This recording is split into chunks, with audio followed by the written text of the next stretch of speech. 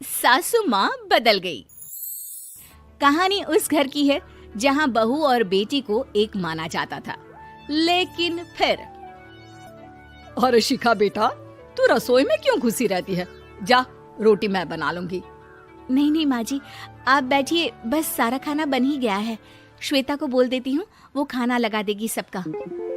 Sorry भाभी, मेरे पास वक्त नहीं है। माँ, मुझे पैसे देना, पार्लर जाना है। हाँ हाँ चली जाना, भाभी को भी ले जाना।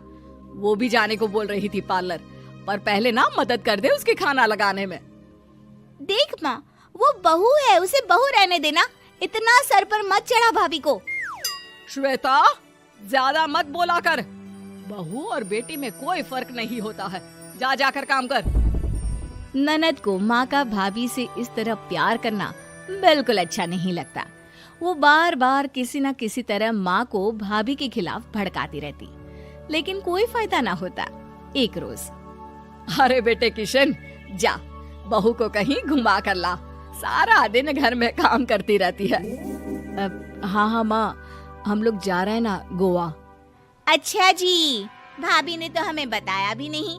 वैसे तो सारी पंचायत करती है, ये गोवा वाली बात क्यों छुपा गई हमसे? अरे क्योंकि उसे खुद नहीं पता था बहन। मुझे टिकट सस्ती मिल रही थी तो मैंने बुक कर दिया।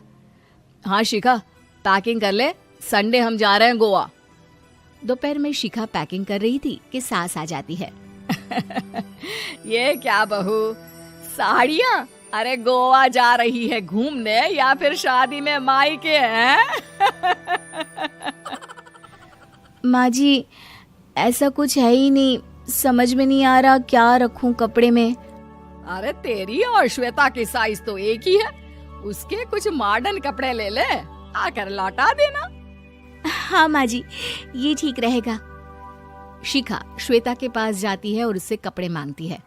ना जी ना, मैं अपने कपड़े ना दूं, वैसे भी फैल जाएंगे मेरे कपड़े, बहुत महंगे वाले हैं।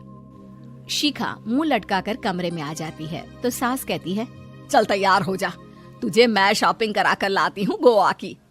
बस फिर क्या था, सास बहू निकल जाते हैं मार्केट और एक से बढ़कर एक ड्रेस खरीद कर घर आते हैं। पहले बता देती कि नए कपड़े दिलाने वाली है भाभी को, तो मैं अपने ही दे देती ना भाभी को, मुझे दिला देती नए कपड़े। देख श्वेता, परिवार का मतलब सबके साथ रहना होता है, ना कि सिर्फ अपना सोचना। वैसे भी तुझे अच्छे संस्कार सीखने चाहिए। और रही बात कपड़ों की, तो शिखा, आज से घर पर भी तू मॉडर्न कपड़े ही पहनेगी। कोई जरूरत नहीं है ये साड़ी वाड़ी लपेटने की। अब क्या था, घर पर श्वेता और शिखा एक जैसे रहते। एक बार पड़ोसन आती है। अरे बेटा, अपनी माँ को तो बुलाना जरा, बात करनी है। शिखा सास को बताती है और रसोई में चली जाती है। ये आपकी बेटी बहुत बड़ी हो गई है, इसके लिए एक रिश्ता है, कहो तो बता दूं। ये बेटी नहीं बहू है, घर में सब एक जैसा ही रहता है। वैसे मेरी बेटी भी बड़ी हो गई है, कोई रिश्ता हो तो जरूर बताना। पड़ोसन रिश्ता लेकर उन लोगों के घर आती है। तब श्वेता की होने वाली सास कहती है, तो ये घर है, कितने मंजिल का है? और ये बहू ने आपकी क्या पहन रखा है, जीन्स टॉप? अरे भाई, साड़ी वाड़ी नहीं है क्या इसके पास? देखिए, सर्दी है तो साड़ी में बहू कैसे मैनेज करती, वैसे पहनती है साड़ी भी। देखिए, हम लोग ठहरे पैसे वाले लोग, कोई कमी नहीं है हम लोगों के पास पैसों की, बहुत पैसे हैं, जमीन, नौकर चाकर, कार, सब कुछ है, लेकिन घर में संस्कारी बहू चाहिए।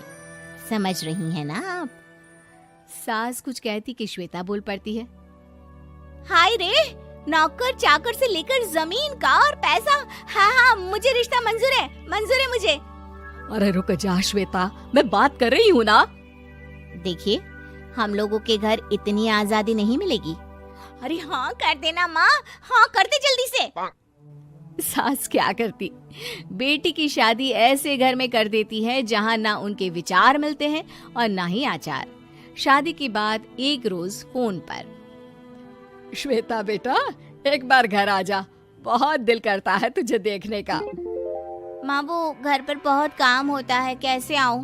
बड़ा घर है, लेकिन आने जाने वालों की लाइन ही लगी रहती है। बेटा मैं तो जानती थी उस घर का हाल, लेकिन तू ही नहीं मान रही थी। माँ देख, हर घर का यही हाल है। तेरी बेटी को यहाँ घूंघट हटाने की परमिशन नहीं है और एक तरफ भाभी स्कर्ट पहनकर घूम रही है। बेटा मुझे क्या पता था कि मेरी बेटी को ससुराल के नाम पर पिंजरा मिल जाएगा। अच्छा माँ, फोन रखती हूँ, सास को गर्मा गर्म रोटी खिलानी है। तुम लोगों की तरह नहीं कि एक रोटी बनाओ, एक सब्जी बनाओ, फिर सारा दिन फ्री होकर घूमो। सास फोन तो रख देती है, लेकिन सोच में पड़ जाती है कि एक तरफ बेटी जिसे कोई आजादी नहीं, वहीं दूसरी तरफ बहू जिसे देखकर लगता ही नहीं कि उसकी शादी भी हुई है। अगले रोज। शिखा, अरे ओ शिखा। हाँ माँ, क्या हुआ? कुछ चाहिए आपको? मैं जिम जा रही थी। जिम के कपड़ों में बहू को देखकर सास को घूंघट में अपनी बेटी का ख्याल आता है। देख बहू, घर में बहू की तरह रहा कर। इतने टाइट कपड़े पहनकर जिम जाना पसंद नहीं मुझे। जा जाकर रोटी बना। रोटी? माँ अभी तो शाम के 6 बजे हैं, इस वक्त रोटी?